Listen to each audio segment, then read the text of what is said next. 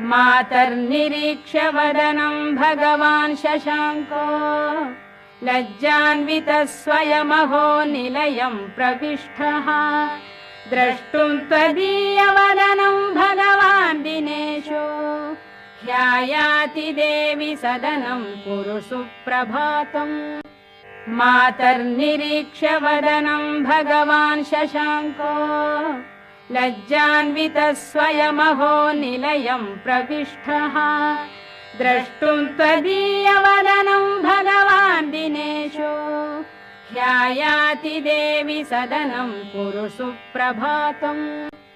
मातर्निरीक्ष्य वदनं भगवान् शशाङ्को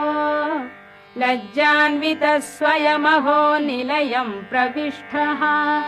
द्रष्टुं त्वदीयवदनं भगवान् दिनेशो ह्यायाति देवि सदनं कुरु सुप्रभातम्।